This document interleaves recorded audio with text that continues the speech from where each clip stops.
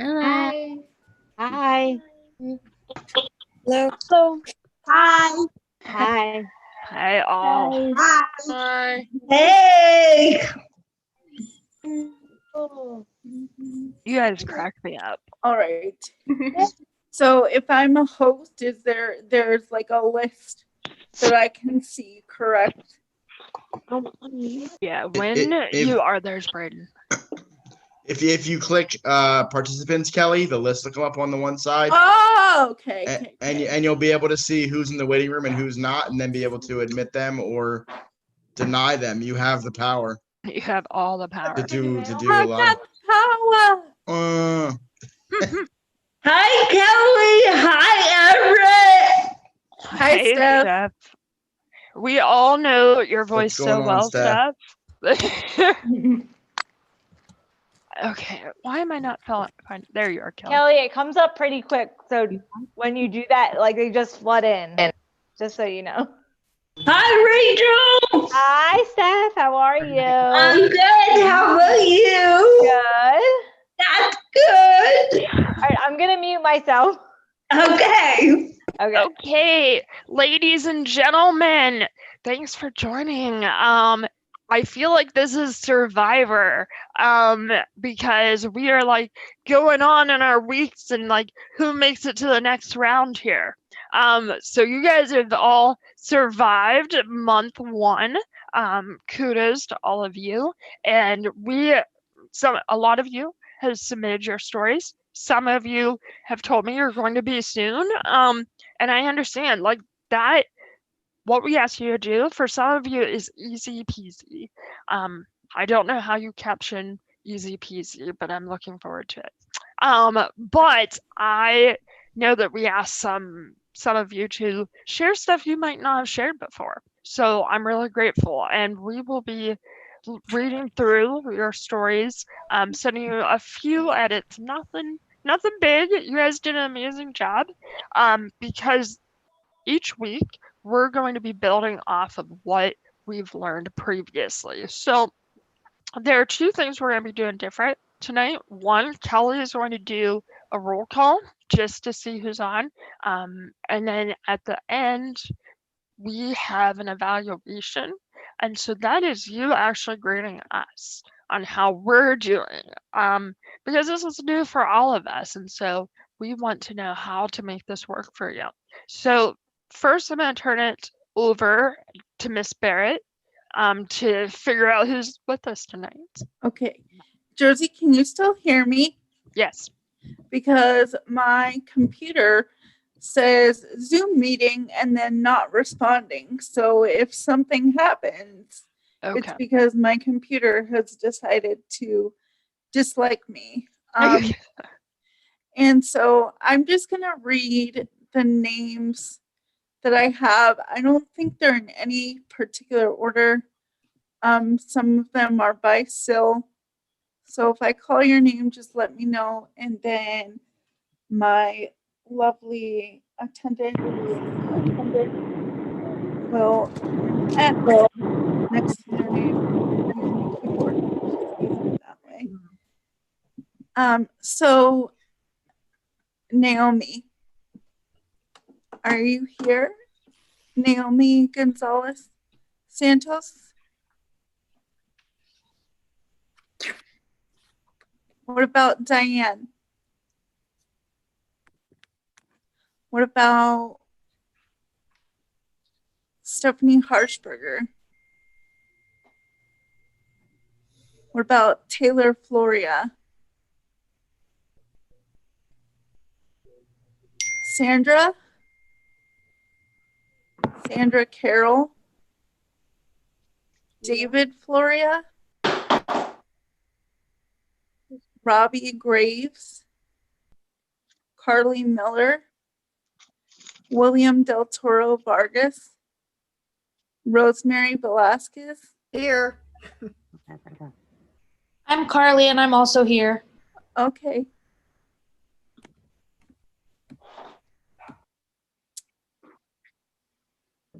Caitlin Pollock. If I mispronounce your name, I'm sorry, and please let me know the correct pronunciation so I don't do it again. I see a Caitlin Pollock. Yep. Yeah, I think she's here. Yes, Yes, she is. Erica Budd,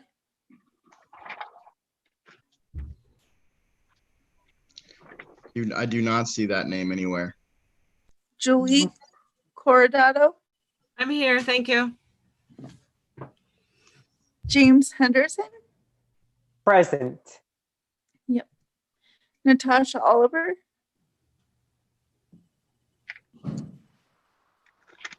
Letitia Adams, Kimberly Noga, She's here, and Ed Noga's here too. I'm sorry, I didn't hear that. It's Ed and Kimberly Noga. Okay, Kimberly Noga. We're up next to Josie in the in the puzzle here. And then Kia Dobbins. I do see that. Okay. The key is here. Kate Chazar, I see. I'm her here. name. He is here. okay. Stacy McBride,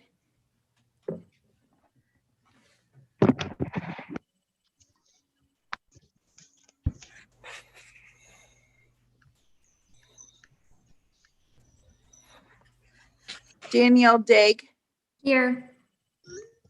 Malcolm Carey,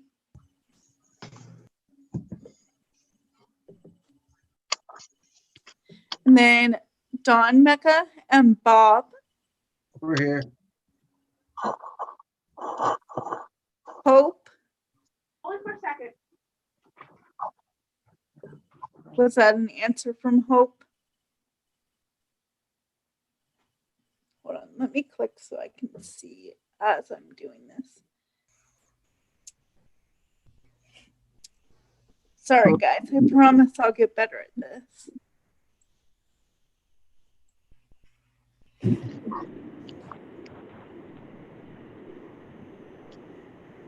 Oh, it's not gonna Josie, let I see you're trying to talk, but you're muted. I just wanted to let you know in case you were trying to talk to us. Thank you, Mom.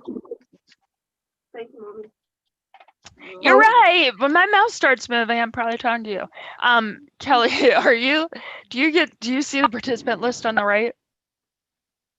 Let me see. So down at the bottom, you should be able to push participants, and there are 38 according to my list. I think what I'm gonna have to do is exit the Zoom and come back in.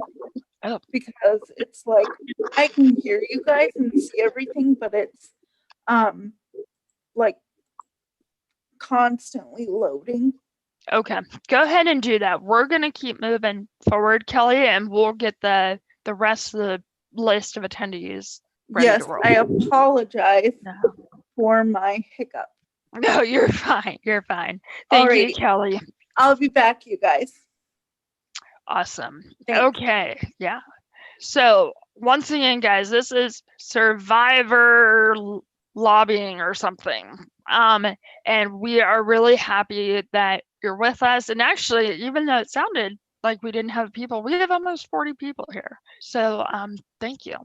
So the first thing on our agenda is we have our first guest speaker tonight, who has been a friend of mine for a long time, and is honestly connected to a lot of you on here. And so I would like to welcome Tina to talk to us about sharing our stories. And, I think that you guys have all gotten some great experience with sharing your stories or starting to write them. And now we're going to jump into ways of sharing them that is more than just writing a letter or speaking to someone, but something that you can share to a larger group. So, Tina. Okay. Hello, everyone. And thank you, Josie, a longtime friend of mine. I wanted to talk to you about some of my connections to this group. I'm the parent of Mark Steidel, who is a participant in the trail group. And you see him, I see you there on the screen, Mark. He's in the next room. So obviously I'm a parent, and then as in my role as a parent and also as an advocate, I've met several people in the trail group. I wanted to say specifically Heather and Jessica Tomko, Lauren Hatcher, and Laura Power. And there's probably more than those folks that I have a connection to. But those in particular are people that I see a lot and keep regular contact with. I work as a writer, and I have done that my whole career, which is a very long career, about 45 years. But starting back about 25 years ago, I started to write about disability issues. And my starting to write about disability issues coincided with the birth of my dear Mark Steidel. Mark, I'm watching you as I'm speaking. Because the issues of being a person with a disability in our society is such a profound experience, and it just moves me in so many ways. And so starting back when Mark was a baby, I started to write about what it meant to be a parent of a baby with a disability, with a medical condition. And then as he moved on in time, I wrote about him going to school and all kinds of things about, from the parent perspective, about family dynamics and so forth. At the same time, I gave a lot of talks and was very interested in educating. I'm also a career-long teacher as well. And then all through that time, I started to get involved with a lot of organizations and serve on boards and sometimes do writing for organizations. And I just have, a number of affiliations. And so my main skill is writing. And I know that writing for some people, it comes very easily. And for other people, they're a little bit nervous about writing. So I want to talk to you today about becoming more comfortable with writing, and also about some of the platforms and media that you can use, which I know you're familiar with, but I'm going to show you some of the ways that I use that media. Even though I'm not in your generation, I've had to adapt my more traditional skills, which started out in just traditional newspaper, to the platforms of today. I don't use all of the platforms, but I know you all do. But the writing is fundamental to any platform. So I do want to talk to you about being comfortable with writing, and not to be a perfectionistic person about it, but to just be comfortable with it and be bold about telling your story and talking about yourself, like just being able to talk about yourself and the things that you care about. And it's very important to do that. I'm also very involved in the Western Pennsylvania Disability History Consortium. And what we're doing is a lot of work to document the history of disability rights, which you all are part of. We'll be telling your stories in the present and in the future. We're also focused on people of the past who have created the fundamental rights that we all enjoy.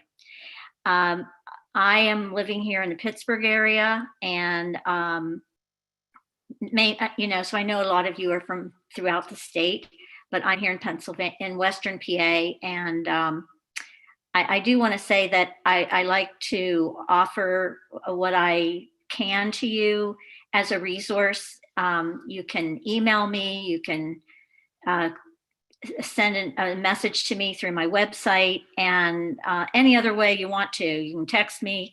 I am here for you if you have any questions about writing, and if you need support, or if you need an edit, or if you need a new way of thinking about something, how to present it. So I'd like to offer that to you. So going back to the work that I've done in writing about disability issues, for 12 years, I wrote a column in a traditional newspaper, the Pittsburgh Post-Gazette, and it was called Breaking Down Barriers. And that column was one of the first regular offerings that our community had talking about disability issues. That has really changed. There's a lot more articles and pieces in all media about disability issues. But back when I got started writing that, which was 2002, there really was not much at all. And so I really enjoyed doing that for 12 years. I also write for some other publications, including Public Source, which is a Pittsburgh-based online newspaper. So I'm going to go on from there to show you a few things. I'm going to show you 4 different tools that I use, and then at any time, if you have any questions, I will try to keep the chat open. But Josie, I was going to say, if you can help me, if there's something in the chat, I might miss it if there's a question. So Absolutely. You already have requests for your contact info, but we can send that out at the end or later.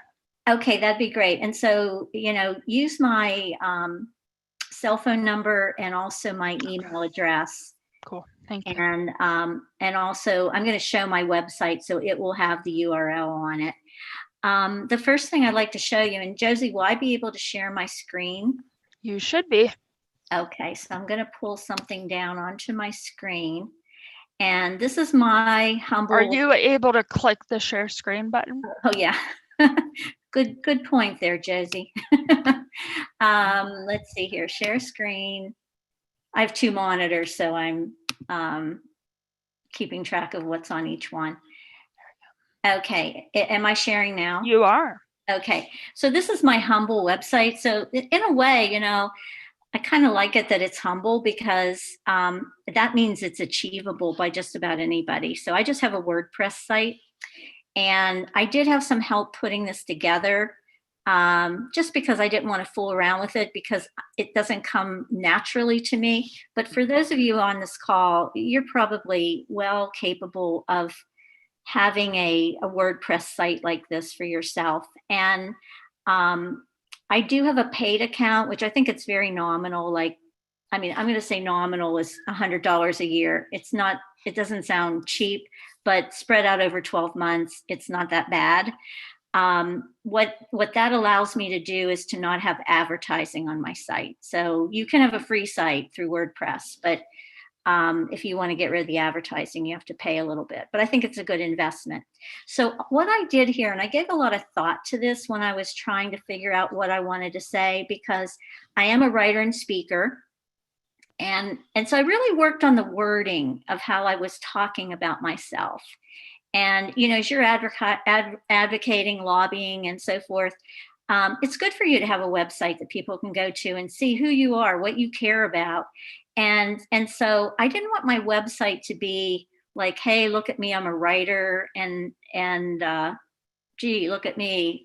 I really wanted it to be about what I'm about, which is more than my skill of writing. Writing is kind of my tool, but it's not, I don't get all pumped up about it. So this is what I decided to do. And instead of, my website is called my name, because that's important, because I wanted people to be able to find me. But a lot of other things that I have here are things that convert more to understanding what I'm about. And so what I did is I called my site PittsburghDisabilityConnection.com, because me being an advocate for my community is very important to me. So I took on that identity on my website. And then I have an about me, which explains me. I talk about my talks, my articles, what I consider to be local resources and contacts. So it's very, very simple. Just put a picture of myself there. And what I do here is I talk about myself, and it's more in a holistic way. This is how I want people to understand me, that I'm a connector in the Pittsburgh disability community, that my work as a writer and speaker does blah, blah, blah, And so I want to talk about myself as the function that I have and what I want to contribute. And then I do get into some of my, more or less resume things. I'm telling you all this so that as you're thinking about how you present yourself, your resume is important, but you don't necessarily have to start out with, I did this and I graduated from here and da, da, da, da, da. You can start out with what's important to you. like what's important to me is that I'm a connector, that I want people to rely on me to get them in touch with what they need to get in touch with. So talk about that. I talked about my column, and I talk about who inspires me. And then I talk about my son, Mark. And as you can see over on this right-hand side, I very boldly talk about being the proud parent of a 25-year-old son making his way in the world. And this, again, this took me a lot of thought to think about how I wanted to say that. It is true, I am a proud parent. And I don't say that to diminish Mark and his independence in this world, but to say, this is what I think I have to offer, like whether I'm talking to a legislator or another parent, or even like some of you young people, you know, you can rely on me. I'm a parent. I live in a disability community. I care about disability issues very personally. So I also wanted this to be about who I am as a parent, and also to bring my son into it without making it be about him, because that's for his own website and his own stuff. You know, I don't want to supersede who he is, but I do want to talk about certain things. So I talk here about, I have a blog, a family to family conversation. And that is what I feel that I can do. I can help other parents. And I talk about, you know, who's inspired me. I talk about Mark. I talk about a little bit about my work. And again, you know, resume wise, I do put my credentials down here because it's important, especially when I'm looking for places that I want to speak, or if I'm trying to influence the legislator. So I want them to know, you know, hey, I won a few awards for this stuff, you know.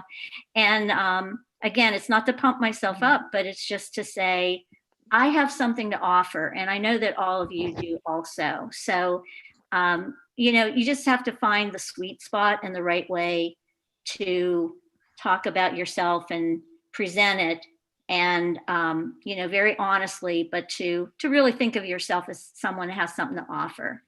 So there's that. And I just wanted to show you briefly how I handle. I have a couple of talks that I give pretty regularly.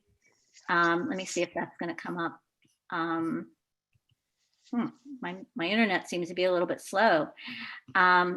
Okay, here it goes. I give a talk, a very parent-oriented talk called The Art of Letting Go of Our Transition Age Sons and Daughters. And that's for parents. Sometimes professionals like to come to that too, because as all of you know, that we parents, you know, we mean well, but sometimes we need to be told to back up and, you know, let our young people do their own thing without our overbearing support. And so this whole talk is about letting go of our transition age sons and daughters. And the other one that I give is about transition. And it's a lot of this is for professionals and professionals in training about how to understand the transition to adulthood and helping families navigate it.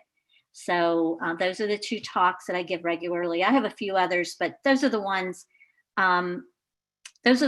that are really pulled together professionally, and also I get paid for those. But just like giving talks to classes at Pitt and so forth, you know, that's just really volunteerism. And then I have a section with my articles. I try to pull out a few that I think are, well, I pull out most recent, and then I like to pull out selected ones instead of everything. I mean, I've written like 300 or some articles about disability issues, so I don't want to list everything.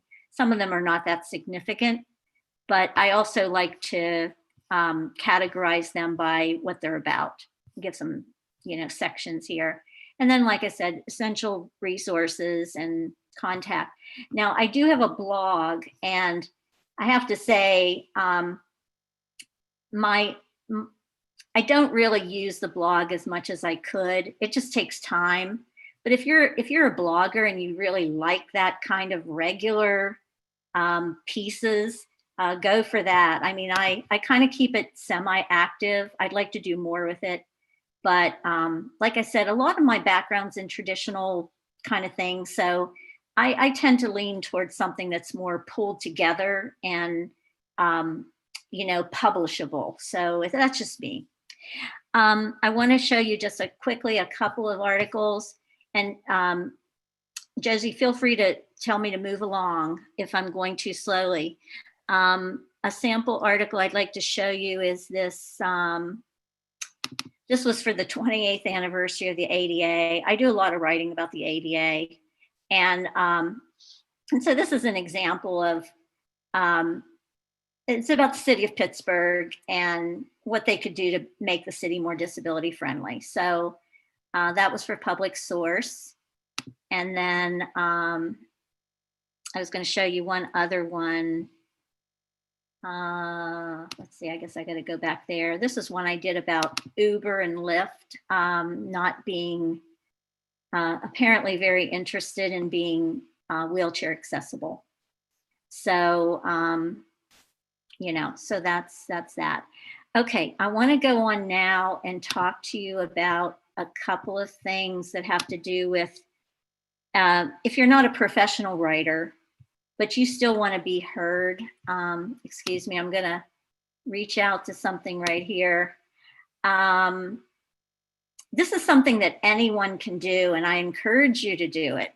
And it's called writing an op-ed, an opinion piece.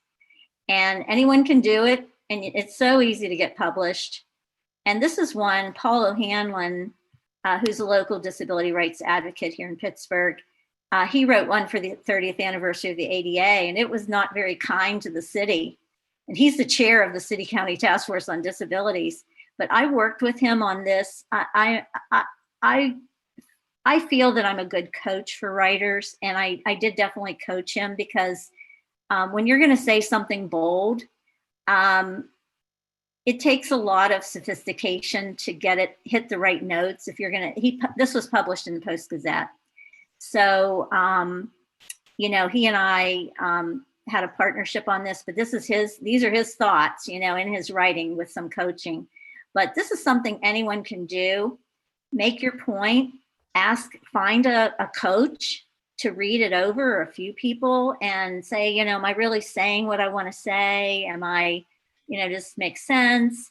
And, you got to have a good headline. The newspaper or whatever medium you're in, they'll write the headline, but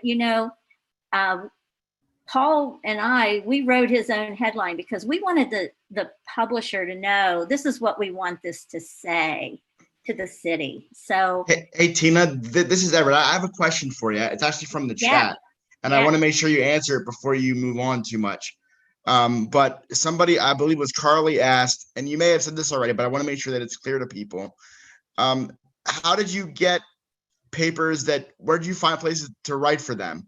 Did you just say to them, like, I want to write, and they said, awesome? Or how did you go about doing that? Yeah, so all of that is really about relationships. For certain things like op-eds for the Post-Gazette or any publication, really, if you want to write, an op-ed means an opinion. What does it mean? Like opinion editorial, OP-ED. And most newspapers and magazines and, any online newspapers, they all publish op-eds. So it's really just about a lot of times looking at their website to see how to submit an op-ed. So that's what this one is, like the Pittsburgh Post-Gazette or the Philadelphia Inquirer, any newspaper, they have it written on their website how you submit. They'll tell you it should only be 800 or more or fewer words, how to do it, So that's easy right there. Like as soon as Paul was ready with his op-ed, then he just followed the directions, and the next, then he was in. And now for someone that's the chair of the City County Task Force on Disabilities, they're not going to have any problem getting the yes on that. But I do know, and I know this from my friend Heather Tomko that's on this call, that it is not difficult for an individual who may not be that well known to have an op-ed published. So a lot of it is on the website of the medium. And then the other way is to build relationships. And again, I'll call on Heather Tomko. She has a relationship with Public Source where they call upon her to write op-ed pieces and even more journalistic articles. And she's developed that relationship with the editor there. And so for all of you, you can develop a relationship with an editor in your hometown newspaper or, you know, a lot of different mediums. Just, you have to be a good writer, you know, you have to be able to deliver the goods. But if you can, if you feel confident and you know you can, then you develop that relationship and say, hey, I'm so-and-so in the community. I'm a disability rights advocate. I do such and such, and I want to write an op-ed, or I would like to be a resource for you. And so I can help you. If anyone wants some coaching on that, I can coach you on that as well. Everett, does that answer your question? Yes, it does. Thank you. And you have to say, you know, keep your mind on local. You know, a lot of people are like, oh, I'd like to be published here and there. And it's like, it's very difficult. Like even for me to get something published in Harrisburg or Philadelphia is difficult. I have done it, but I don't have the relationships there, and it is more work to do it. So think local. And then the key to all this, as you all know, is sharing. So once something is published, like Paul's op-ed or anything that I write, it's like share, share, share, share it on all your platforms, share it multiple times, and just get it out there as much as you can.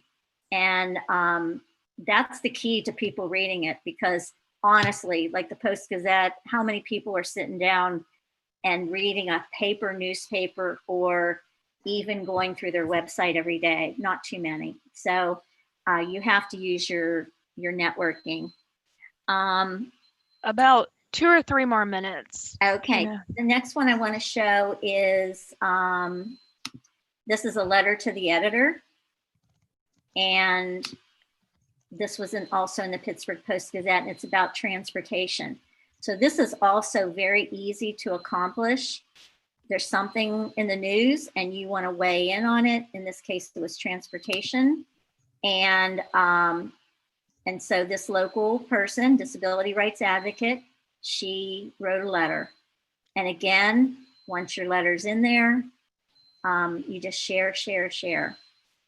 The one last thing I wanted to talk about is when you give talks, and it's very important to have PowerPoints ready to go for whatever it is, if you're just like your issue that you're working on right now.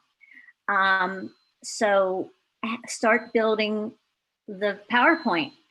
And I wanted to show you just briefly that I give a lot of talks and I have a lot of slides that I reuse. And so these are some of the ones that you should have ready for that kind of communication. Always have like a good picture of yourself. So for me, it's having a good picture of my family, because my message is that I'm a parent. This is when I talk about family matters. My son is a communication device user. So if there's something unique about what you do and it's something people don't know a whole lot about, make a slide about it and show it. This is a slide of Mark using his communication device with his computer, and this is how he works. And so this is something a lot of people don't know. How do people that have physical disabilities and need this assistive technology, how do they do what they do? So have some really good visuals.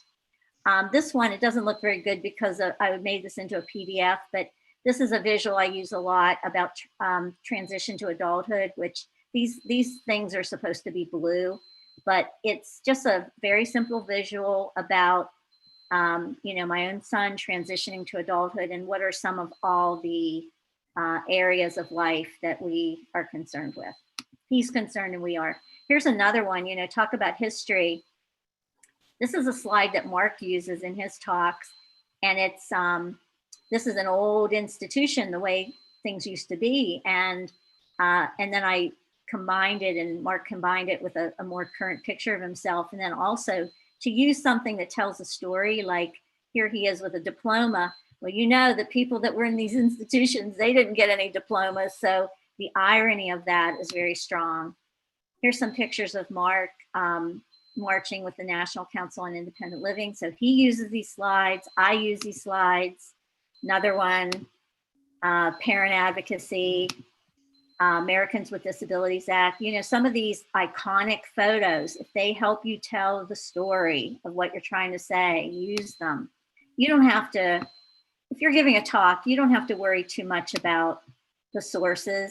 I like to put down the photo courtesy of, and you should do it if you can. You don't have to have gotten permission, but you should acknowledge where you got it. Not that anybody's going to come looking for you.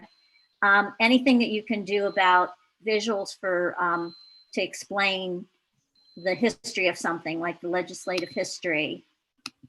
This is another graphic that I use. This is for professionals and parents to understand how, for families, the different silos of government affect the families and the individuals in different ways in the the years of childhood.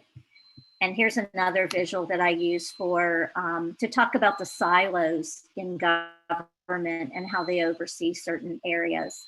These are really good for legislators as well to understand how things work and to communicate that you know how things work. And I think that's probably the end of that. So that's it, Josie.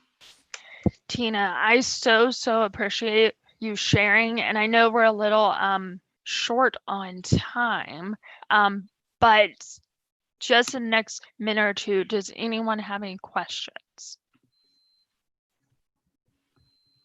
I feel like maybe your son is beeping right now. Yes, he is beeping in the other room. Sorry about that. You're fine. I'm like, oh, Mark's beeping.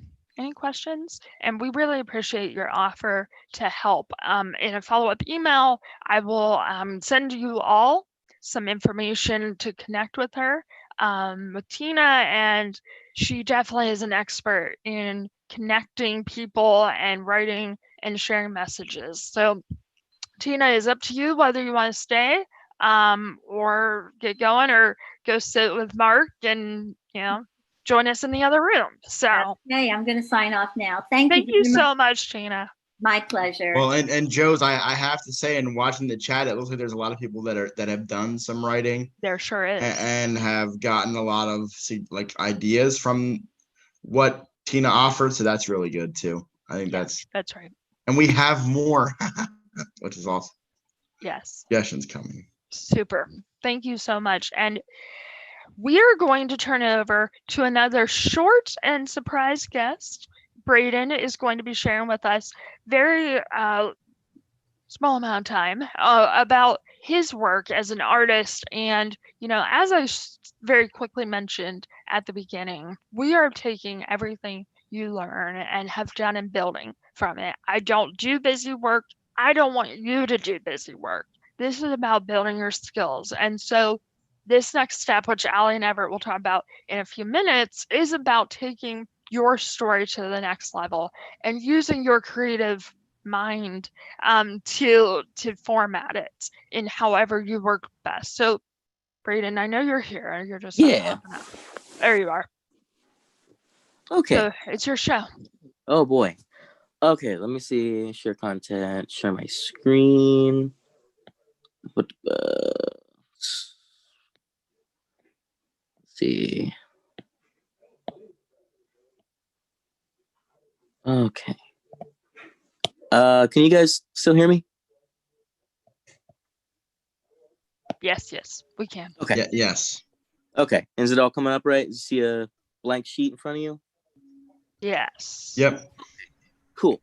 So right now, for my story, I'm using artwork to portray that. So I'm using my mom as an example because after I was born, she got very sick and her health deteriorated and she just wasn't the same and she was forced into an early retirement. And so that's kind of what the subject of my story is. And so when I make this art piece, I'm trying to show and obviously this isn't done yet. This is just I'm only halfway there. This very over here, this very completed side of the drawing. But as you get over, it just gets more deteriorated and more deteriorated. And so if you guys were interested in something like that, like to do art for this, to advocate and to tell your story, then I had some like tips and stuff that I could maybe show you. So when it comes to art, the first thing you want to think about is your composition. And your composition is essentially how your eye moves around the page. So if you had a horizontal composition, everything would be going this way or this way. And so it might be like a picture of a house, you know? So that would be horizontal. You might have a vertical composition, which would be maybe like a city skyline, you know, like that. If you want something more, you know, different, you can have a triangle composition. So like maybe your triangle composition is that your eyes are going to 3 different points on the picture. So maybe you have like a sailboat, and that's your triangle. You might also have a radial composition. And this is a lot of information. So if I'm losing anybody, please let me know. I'm so sorry. I just get really pumped about this stuff. I'm actually an illustrator. So radial would be anything that, you know, followed the circle pattern. Something like that. And Brayden, then, I have to ask, are you literally drawing this as we go? yes. You are rocking. Like, my triangle would be all over the map. So I'm just saying. I was thinking the same thing. His like fast moment sketches are better than I could do in like 10 hours. Yeah.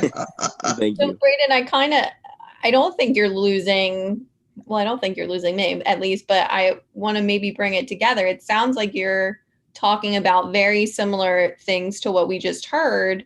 And I think what Everett and I are going to talk about, which is you really want to think about what the goal of your drawing even is, and Yes. that your composition or the shape or where you're trying to draw people's focus should be in line with what that goal is.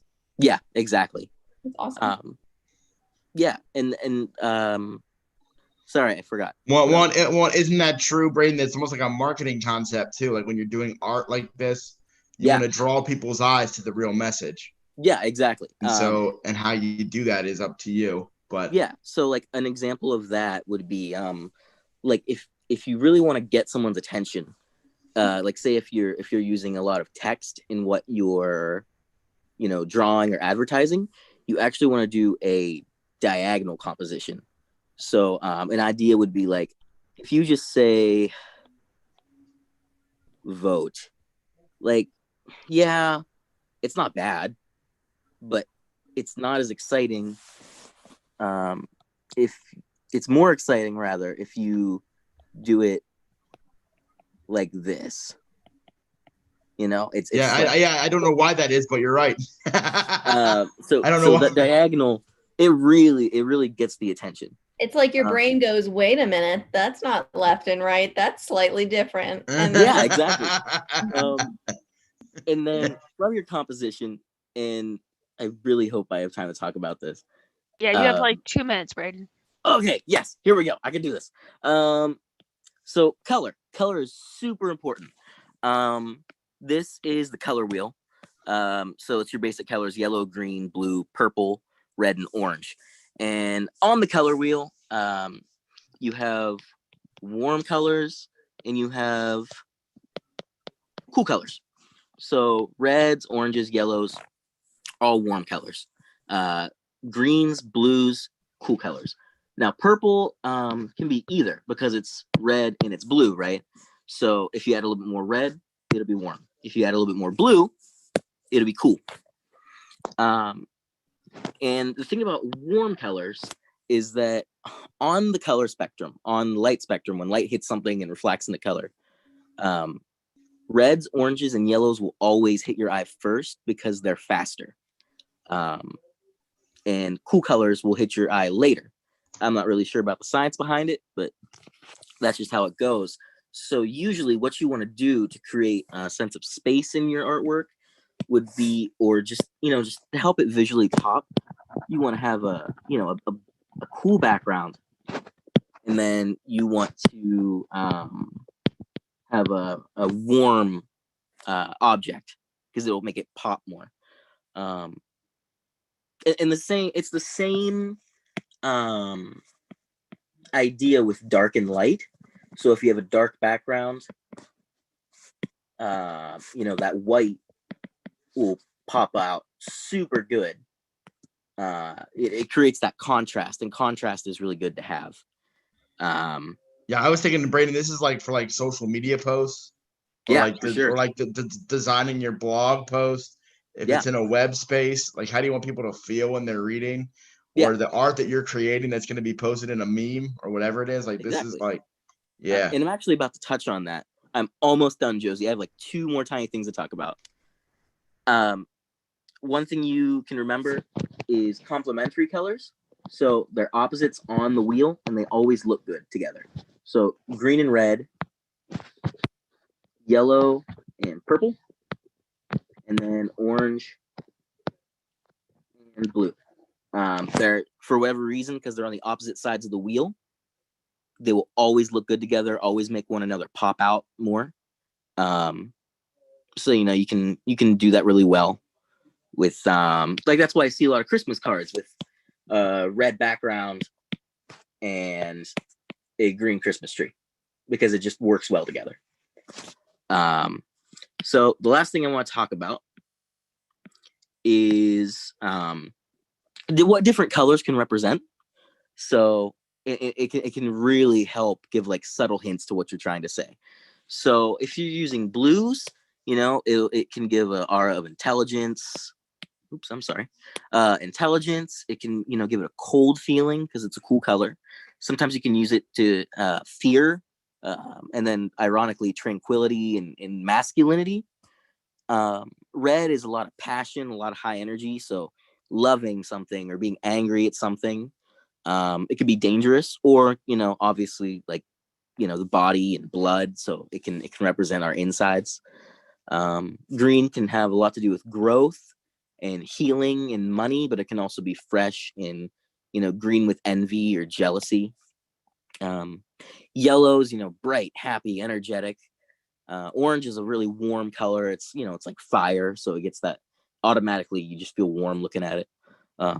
Purple's kind of weird because on one hand it can be like a very luxurious color. It can be very like expensive looking and royal, but at the same time it can be kind of mysterious and spooky. And then you have black, which is obviously like, oh, it's death, it's dark, but it can also be like elegance, or it can also be mysterious, just like purple can. And then white is I think it's the most self-explanatory one. It's pure, it's good, it's bright, it's clean. And so I've kind of incorporated those things in my work that I'm doing. So I kind of have a radial design on her head. It's centered and it's circular. And then I also have the diagonal design with where it says deterioration. It's actually, when I finish it, it'll be kind of like a piece of masking tape that was written on. So those are some of the composition I've stolen there. I also have a diagonal line through her face, like the guidelines when I originally drew. I'm going to actually keep those. And then obviously it just kind of falls into place, but the skin, it's red, it's orange, it's yellows, it's browns, all things that kind of feel lifelike. Yeah. And then in the background, I have that real light blue, that subtle blue, to create a sense of depth, and it really makes everything pop out. So I know that was a lot of information. I really hope I didn't lose anybody too bad. No, in fact, Brayden, you had a lot of comments that people were loving it and feeling very engaged by what you were saying. And I think it's so nice to hear sort of all of these sides of different ways to communicate, because we don't all communicate the same way. Yeah. And when we are out there trying to share our message, I think artwork and imagery is equally as important as speaking or writing or any of those sorts of things. So Right. We also had a lot of requests for like, personal coaching. Can you help them? Yeah. If anybody needs help, please reach out to me. Well, and I was thinking, Braden, is there a way that you could share? I know like the slides that you were showing, or like could you share those in the classroom, like as like a guide for like people about like what the colors convey and what the different You might have to compositions are? screenshot it. Could you Yeah, I can do screenshot that. it? Okay. Yeah, I can do that real easy. Since you were like kind of doing it on the fly. Yeah, could you recreate that quickly and give that Even to the group? What's that guy that used to do paintings? Like real Bob Ross. Yeah. The Happy Trees guy? Come on, Allie. He's way better than the Happy Trees guy. I know, but I want like that style video. I would like to just Yeah, can you be Bob Ross, Braden? Can you do that? Can you be a I fake can Bob do Ross? that. Happy mystery. All right, There you go. Just put some No, real. thank you, Braden. That's Braden, awesome. thank you for stepping up. I knew you do a great job. And if you got, I know we're pushing it here. We're gonna fly. We're gonna fly, and that's because we have so many great people with so much great info. If you're able to stay on a little bit after, there's a video from a friend who's an artist who shared with us. He created a video, and so if you're able, stay on, and he talks about, I think, his video and his photography and his artwork. So that's just a advertisement. Awesome. Go ahead, Evan Alley. Thank you. Another piece of homework for you, Braden, too. Folks were asking about like different apps for phones or computers, given like Apple versus Android, all of that. So if you have any thoughts that you could put down in like a one pager, or if you want to post it to the Facebook group, share with folks, that would be awesome. Yeah, I'll put some general stuff in the Facebook group, and then if anybody has questions, like you can email me, or if you want to like comment on the Facebook group post, if that works. Yeah. I'd be happy to, do stuff there. Awesome. Yeah, whatever you guys need from me.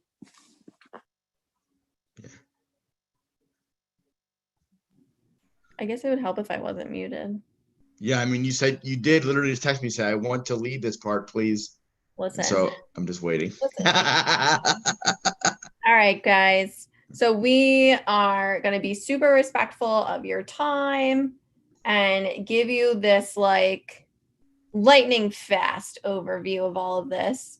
Ev, I'm going to need you to help me since I can't see anybody, because do I need to swap displays? No, you're good. You're good. So obviously the topic this month is communication. And really we're giving like a bare bones overview of some of this, because there's going to be so many more things as we go through the months that incorporate communication. So we just kind of wanted to give you an idea of the bigger picture. So looking back, we're really creating your story and why your story counts. As Josie mentioned earlier, none of these months are in isolation. Everything is going to be building on one another. So all of the work that you're doing is going to be important to keep propelling you to those next steps. And in looking forward at that, we wanted you to keep in mind that we're going to be looking at creating relationships with legislators, impacting change, supporting the passage of the Family Care Act, bringing us back to the big idea about why we're all here in the first place.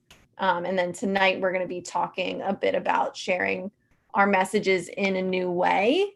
So every month I'm going to try to keep this checklist. That was Josie's idea, to kind of make sure we're keeping track. So we, again, don't feel like, what am I actually doing here?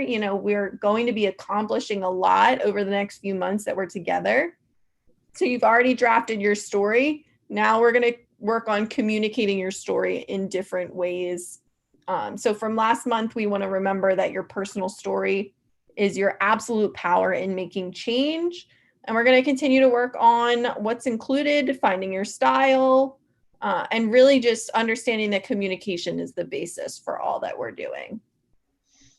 All right, we're going to focus on a few things in the next 4 or 5 minutes. Yeah, sure. We're going to make it happen. So Ev, can you tell me why this is important? Yeah, so why are we going to learn communication techniques? Communicating, again, is how people relate to one another. Relating to one another is how we create change.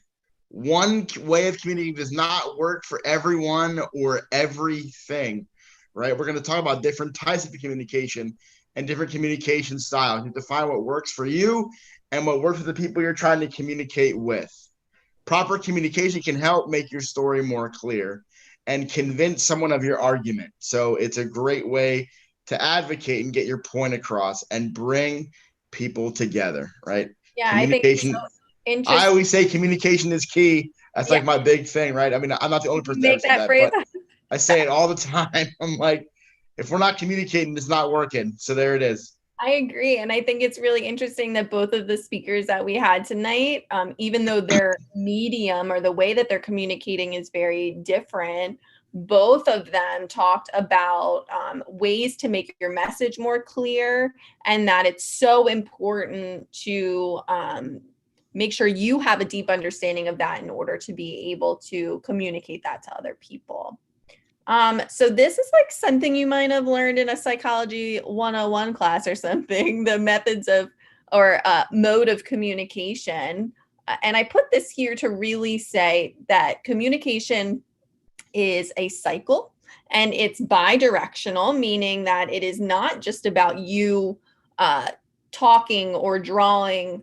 It's about the interaction between you, the sender, and how you're sending your message, and then the receiver and how they are decoding or understanding what you're saying. And then ultimately, the receiver or whoever you are trying to send your message to is going to provide you with feedback.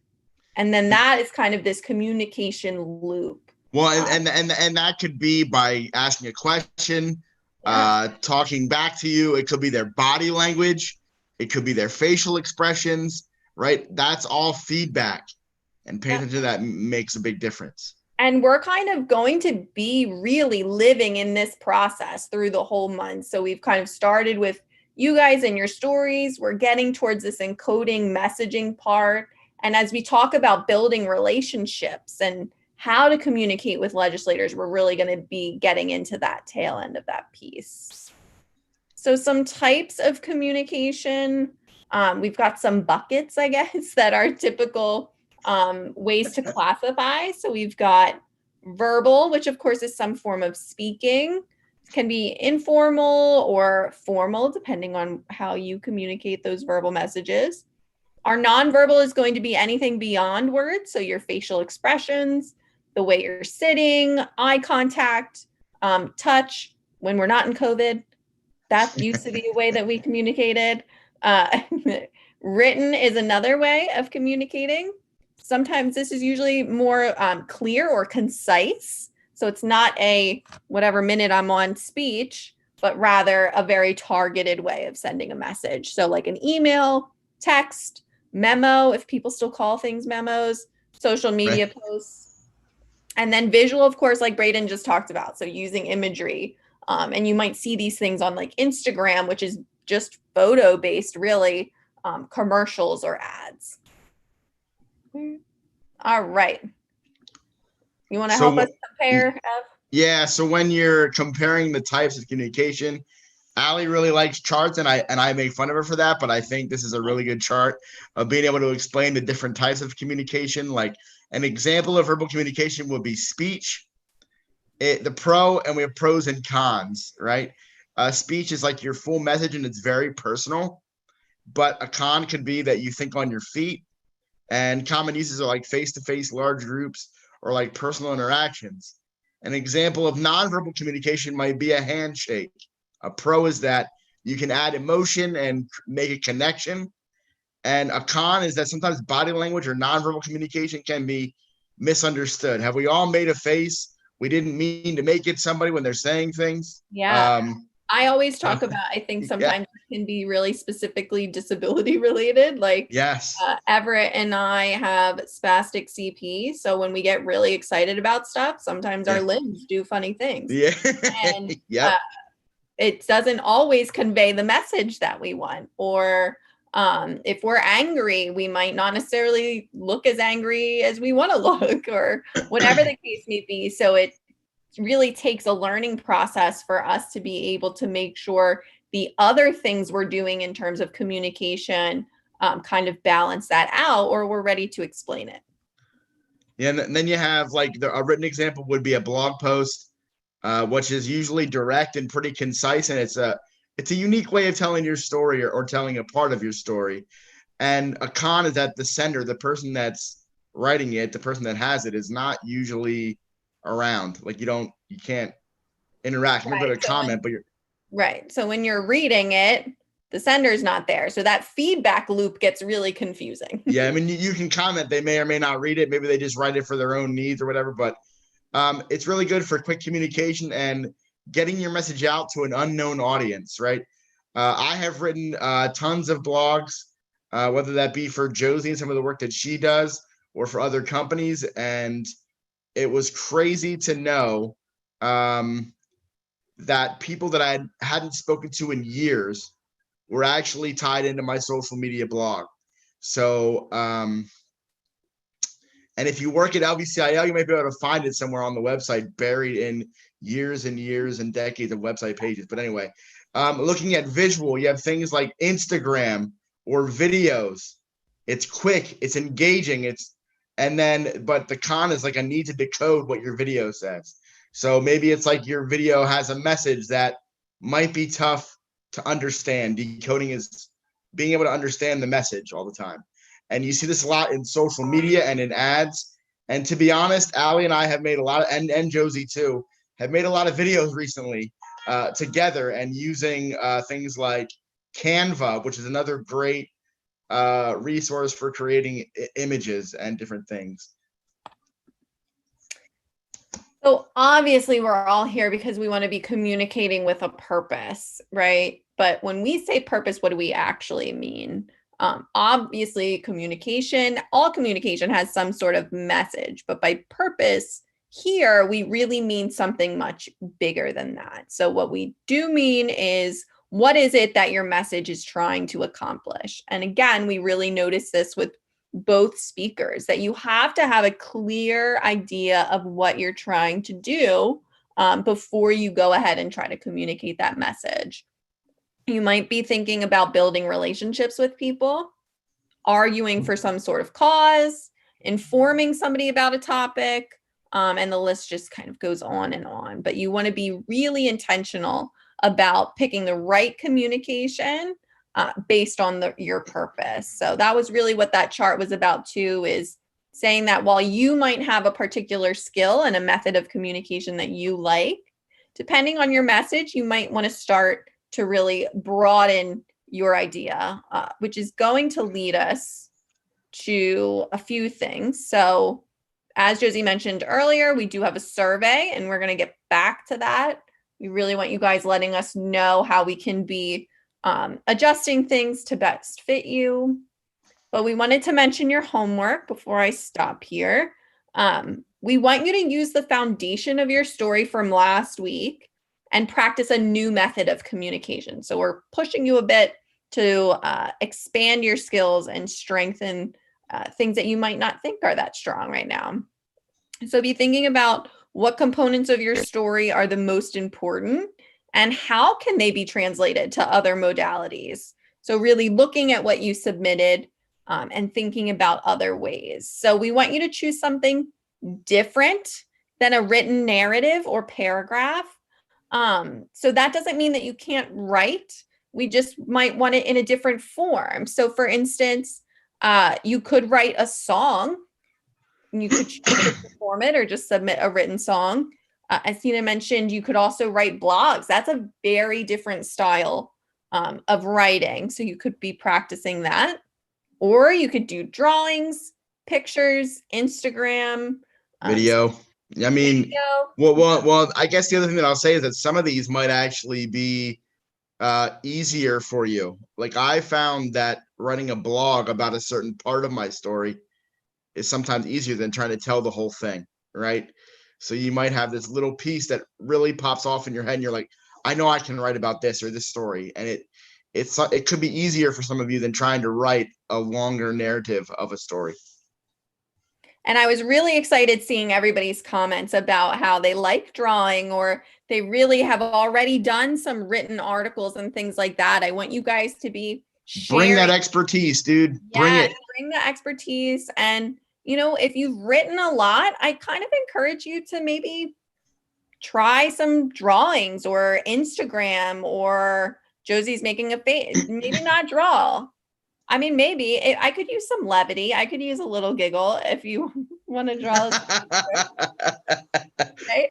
But push your skills is what we're trying to get at for this month. I think I called it a week again. I don't know. You did, but it's called a month in the homework, though. It is. I did better. Where's Laura? So that wasn't quite 8 minutes, but it was pretty close, Joes. We got You guys 14. Was that pretty nailed close? it. You did really well. Laura did have her hand up. Oh, really? Thanks. Good catch. I have a question. Sure. Kind of going back to what you guys said about having spastic CP and the nonverbal body language kind of sucks. Yeah. I have that problem too. Is it okay to go into a legislator's office and go, okay, before we get started, as an FYI, I have issues with eye contact, so I might not be looking at you. I don't even realize I'm doing it. Please let me know I'm still listening. Yeah, I think it's totally okay. I think a lot of times we talk about it's going to be whatever your sort of personal style of communication. I clearly like to use sarcasm and humor. So that's 100% something I would do, Laura. I would go into a room and be like, listen, I might not be looking at you, but I promise you I'm listening. Right? So you have to kind of find, for each of us, we have to find our own individual comfort level and how we but that's like appropriate and not rude to say to somebody official. Oh, no, goodness. Like, this is about you. This is about your comfort. And so if you are comfortable, then your story is going to come off so much better. And, you know, it's really that disclosure piece. Do you want to disclose your disability? Do you want to make that, like, when you pop into that room, that's immediately what you talk about. And there's two ways to look at that. One would be to get it out of the box, or you want to just be like, this is how I am. Let's move on. And that's really your choice. Yeah. And I think, honestly, Laura, it'll make the legislator more comfortable anyway, just to have an understanding going in.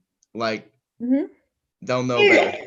Ew, Laura, like it will also allow them to remember you too. If you're like, hey.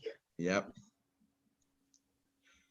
Oh no. This is who I am, or even if you make a joke about it. You know, I'm one that will be like, oh, excuse the CP, it's acting up today or something. And most people will chuckle because I make it very lighthearted, and then we can move on from there. I think that's a really good point, that whatever you choose to do, you don't want it to take away from your message and what you have to say, right?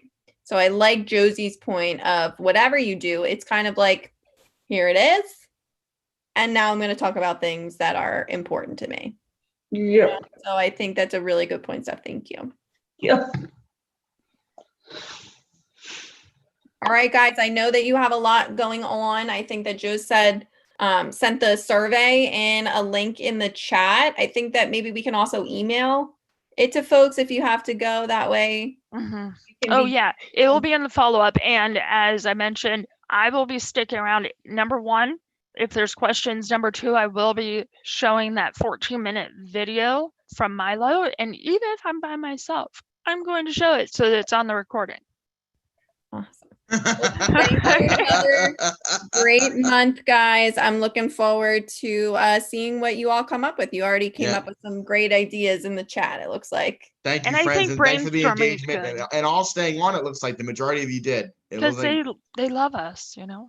Kidding. I'm kidding. I hope you love us, but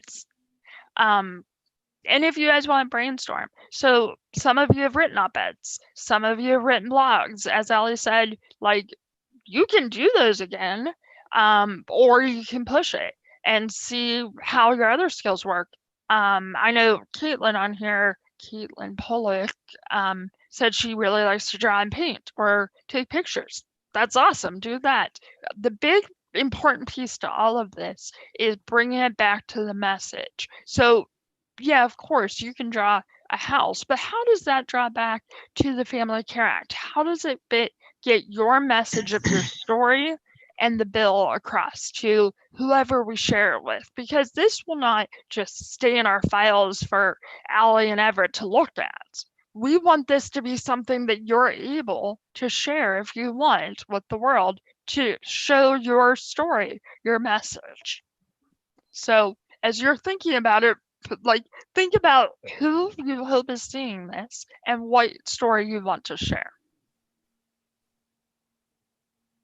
Any questions?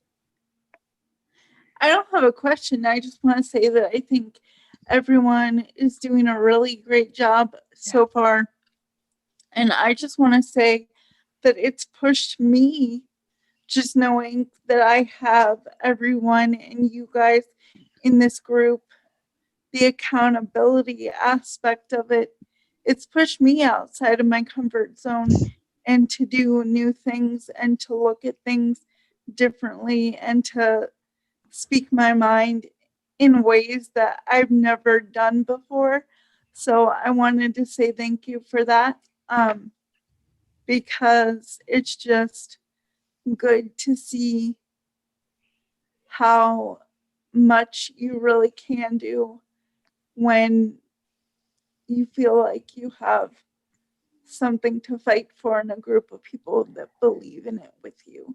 That's right. And how cool is it to be in a group of people who get it right now and Yeah. who are fighting for similar things, and hopefully all Family Care Act, but it might be also just basically human rights and people with disabilities. I mean, there's so much we have in common. So are you guys ready? If you're able to stay to watch the video. Yes. Yeah. Show that video. Okay. Let me pull it up. And Milo is an old friend of ours. And so I'm excited to be able to share this with you. He's a very cool guy. The video, I'm hoping the video quality is okay. For some reason, it won't let me like optimize the video. So we'll see what happens.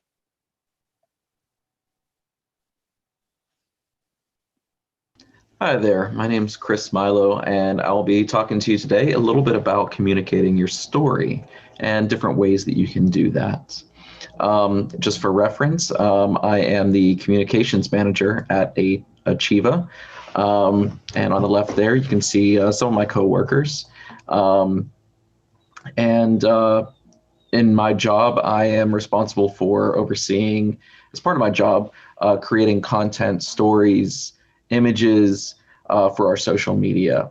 And roughly every month we manage to reach about 250,000 people monthly through all of our social media channels.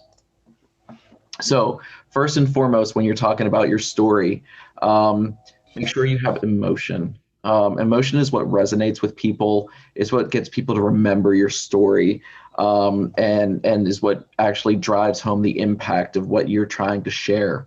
So don't forget to keep the emotion of your story intact whenever you are creating the content that you're trying to share out there. Okay. So one of the first ways that you can share your story is through art. Art can not only be very personal and cathartic and a way of using art as therapy for ourselves and mentally helping ourselves, but can also give an insight into who you are. In that way, art can be very powerful in sharing your story and sharing a little bit about who you are and what you've been through. This particular picture is one of Achieva's artists at Vault Art Studio. And Vault Art Studio is actually a studio that encourages and helps people with disabilities create art that is meaningful to them. So I'm pretty excited about that program, and I love sharing some of the artwork that they create. Second, photos. Photos can be a great way to share your story and share your message. The nice thing about photos is that it can give people that may have no idea an insight or a perspective into a world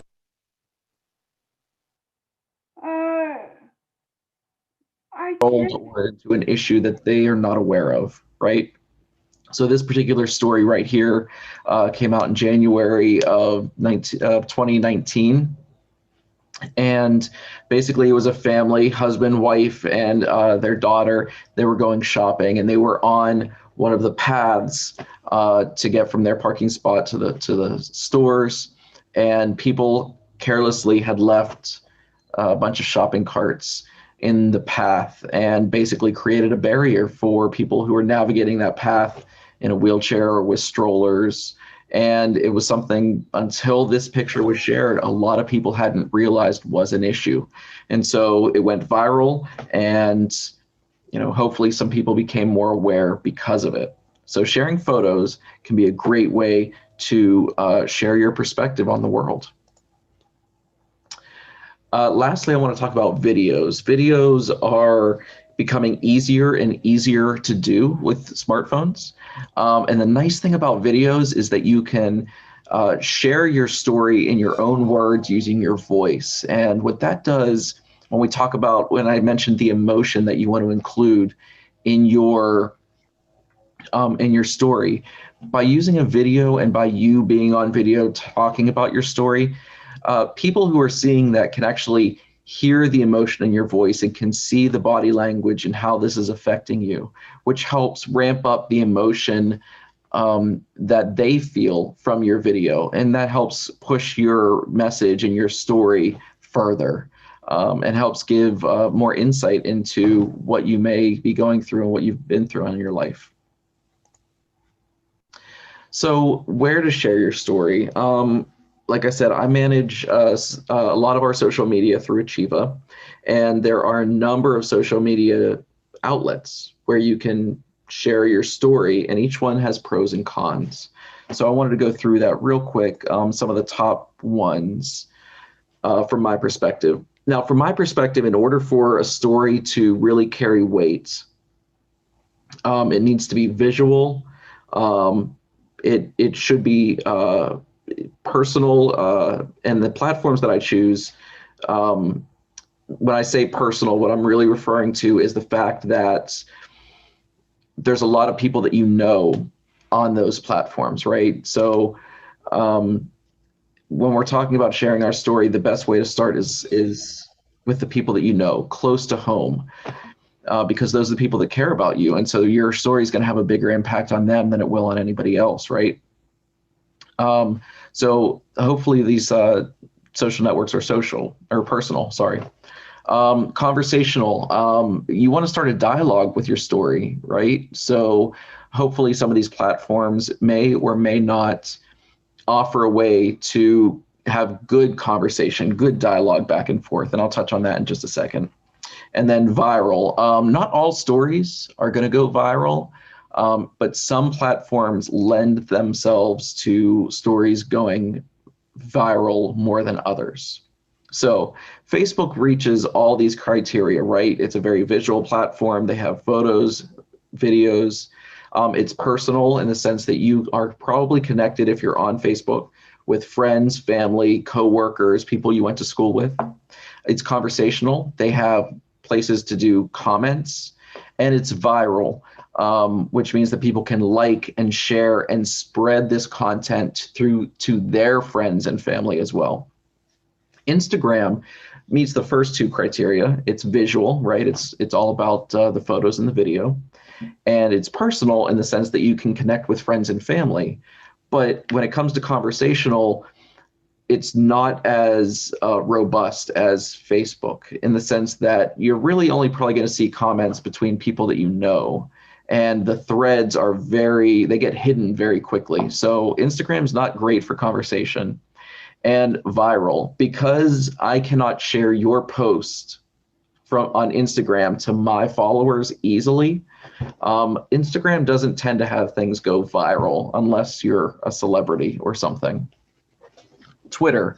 While Twitter does allow photos and video, I tend to find that it's not really a visual medium. It's more text-based. When you are on Twitter and you're scrolling through your timeline or your feed or what have you, there's a lot of text copy there.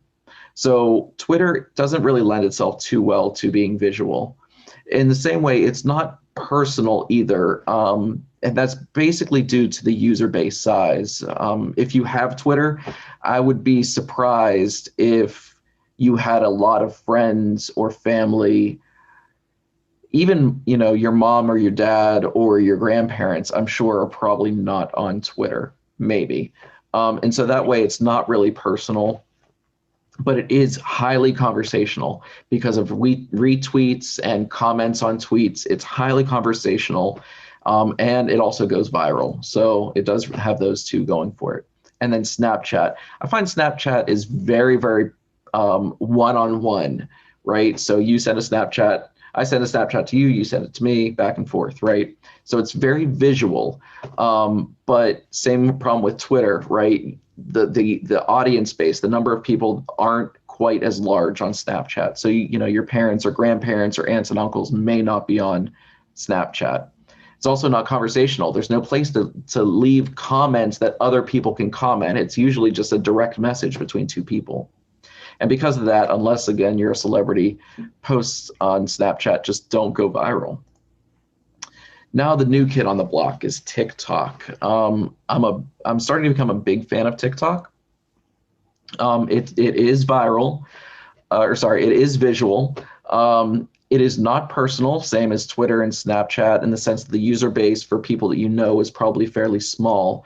But what it does have going for it is the conversational and viral aspect of TikTok, in the sense that with hashtags and the way their algorithm works, it lends itself to your story meeting the same types of stories or the same people that are interested in your types of stories, or even people that are against whatever your message may be. It still pushes it to them too, because they have an interest in what you have to say. And then it has comments on the videos, but you can also duet and stitch together other videos to continue to have a dialogue back and forth, which is really unique to TikTok. And then because of these things, a lot of content is coming through TikTok that is viral. And I'm sure you've seen some of this stuff on commercials on TV. TikTok is pushing out a lot of viral content, and not just dances and not just lip syncs, but there's whole avenues of TikTok that are devoted to politics and policy, to marketing, to home ownership and inspections. So there's a whole wide range of TikTok content out there other than what you usually might see in pop culture. One of the last things I really wanted to emphasize as you talk about sharing your story, especially when it comes to creating art or sharing your voice through video or photos, this is you putting yourself out there in a very personal way. And so I want you to be concerned about safety and what that means. So when you're pushing your story out publicly, you may have people that disagree with you and are trolls. You may have people that are going to jump on your comments to discredit what you have to say or your experiences. And it can feel very much like they're attacking you personally when it comes to them talking about your story and criticizing you with your story or your artwork, your photos, whatever, what have you. I want you to remember that it's really important to balance the impact that you want your story to have with your own mental health. Because as your story gets more attention, you're bound to find those trolls. So your mental health is first and foremost. And if you end up needing to shut down because of this, your story will not get out there quite as much. So just remember that when you're posting on any social media platform, you control the content. So you can delete comments, you can block people, you can hide comments. You don't have to put up with abuse, and you shouldn't. So make sure you take care of your mental health when you're doing this. And lastly, because my job is all about creating content and sharing stories, I wanted to leave you with some of the things that I use every day to push out content and create content. So canva.com is a free resource, basically to create pictures, graphics, images with text on it. Canva is a great resource for that. Adobe Spark is fantastic if you want to share your message through a video. You can record videos, upload them to Adobe Spark, and put captions.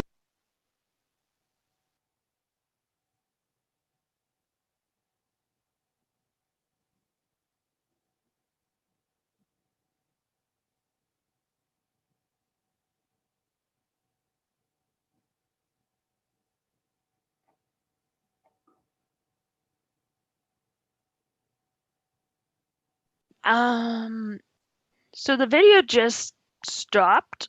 If it resumes, I will pull it up for you. I have no idea what happened. A network error. That's lovely.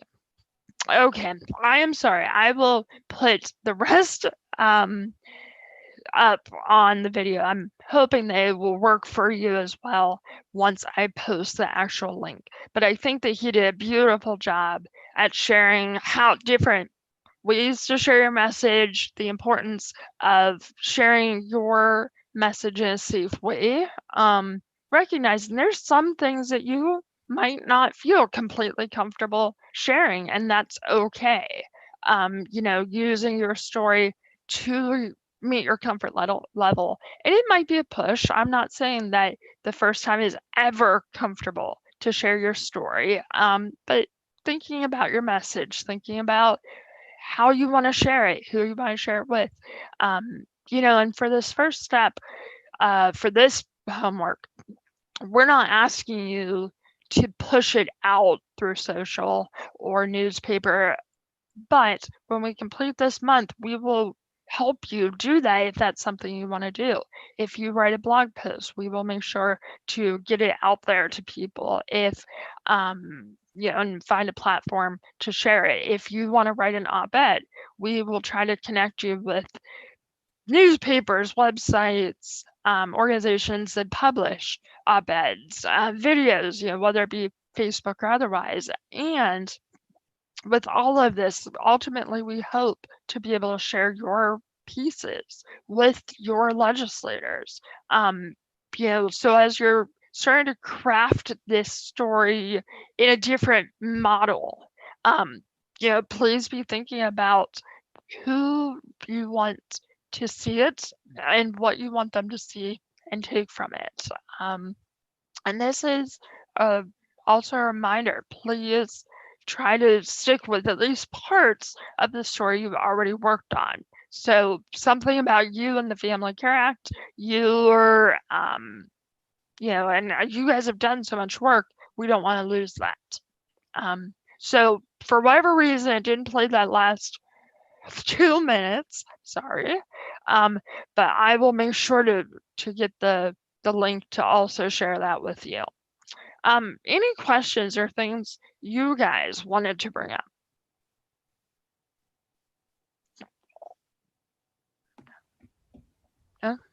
Do you have any ideas yet on what you want to do or make?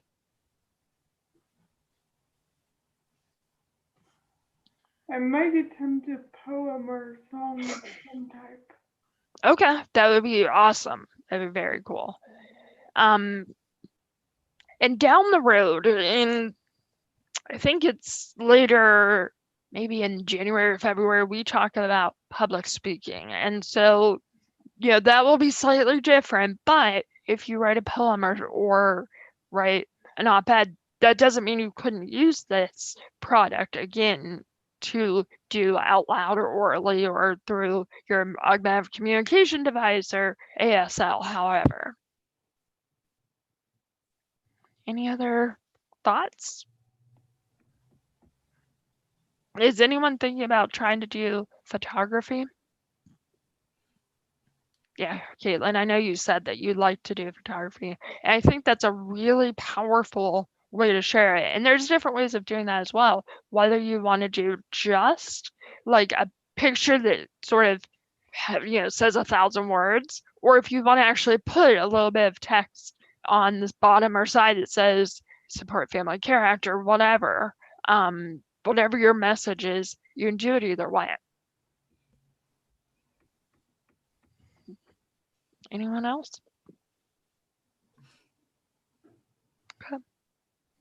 Okay. Well, I think I've learned so much tonight, so I really appreciate that.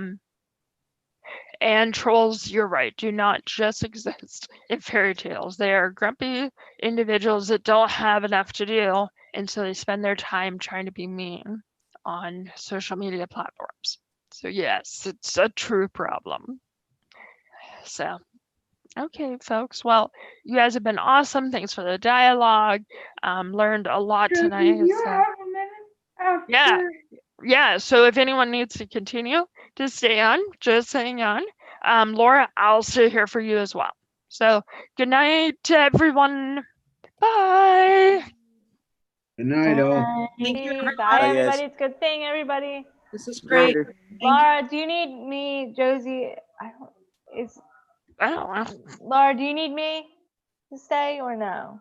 I just need to tell somebody To tell somebody. Yeah, to tell somebody some logistical scheduling issues that I've been having. One of the coordinators or whatever, it doesn't matter who. I think. Okay. I think. Who's your coordinator, Laura? Kelly. Is it Kelly and Braden then also. Then I'm going to exit. Okay, If that's okay. I bye. just wanted to make sure. Okay. Bye, Thank you, everybody. Rach. Yeah, of course, of course. All right. Bye. Thank you. All right, what's rolling, Laura? I just wanted to let you know I've started my story. Okay. And I'm writing it when I can, but I'm in the early stages of creating my master's thesis proposal. Oh, I remember those days. Yeah. So no offense, but you've kind of taken a back burner to grad I school. understand. I don't know if you use Dragon or something, but I know for a fact some individuals were able to write it with like Dragon naturally speaking in like a half hour. So it's up to you. Or if you want help and like to talk through it with Braden or myself or Kelly, we can help. It's not really that I'm struggling with the content. I'm just struggling to find the time Yeah. to get the stuff done because all the time when I'm with my aide, it's being taken up by my schoolwork and So it sounds like maybe you would do well being on a Zoom or a call with somebody that could type while you're talking. And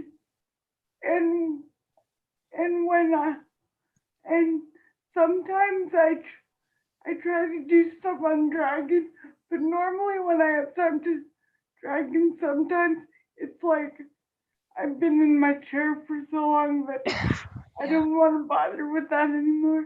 Yeah. Yeah, I get that too. Which is fine, and I don't think I need help from you, just so that you guys were aware that I haven't totally blown you off. I've just been. No, there have been a lot of people dealing with a lot of stuff, Laura, and so we have, I would say, a good 2/3 of our stories, but there have been people with time or medical issues or life just blowing up.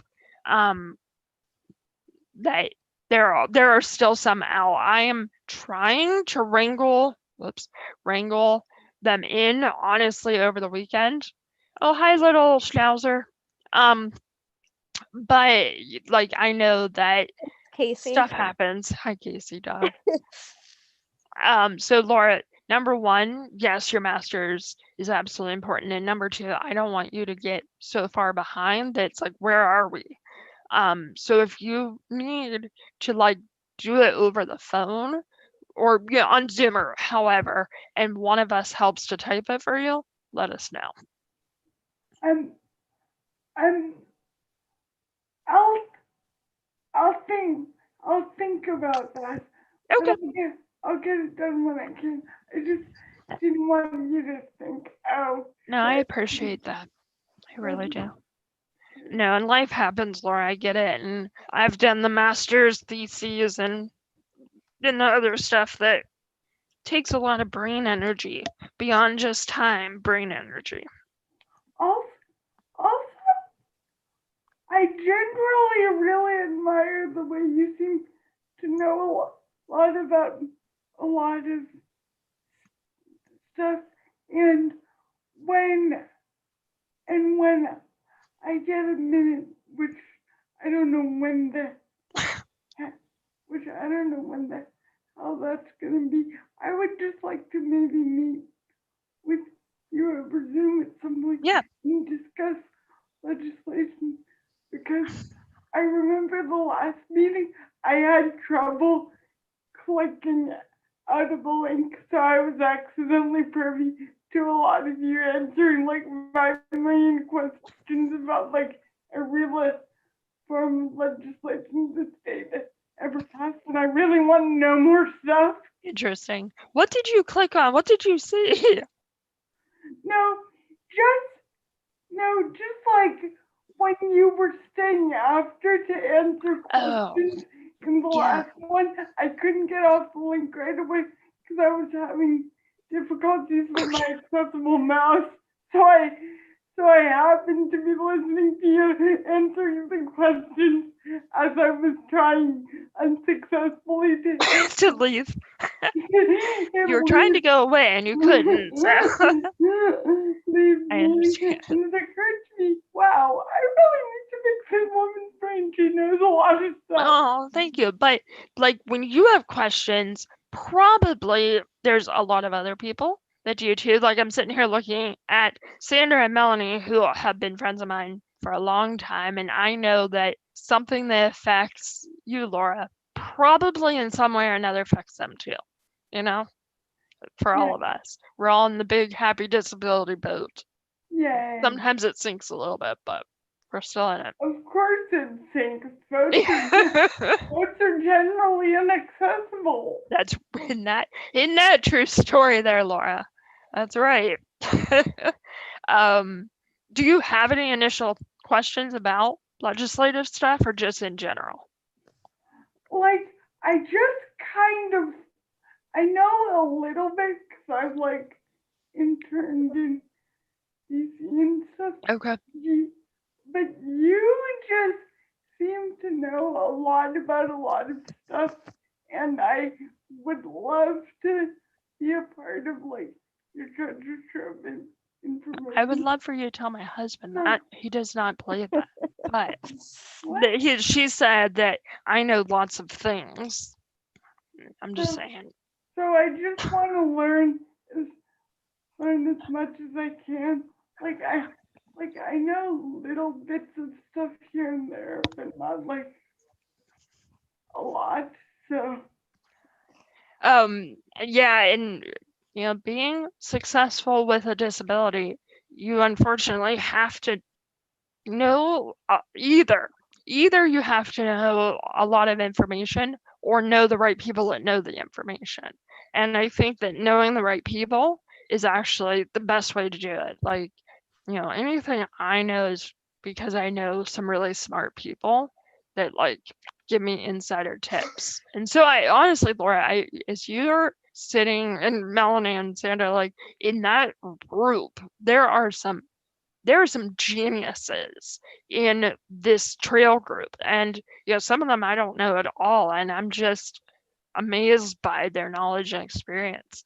And so I'm hoping we can actually use this group as a sounding board future movements and expert advice and all of that, because between the 50 of us, there's so much to know and share. Yeah, I agree.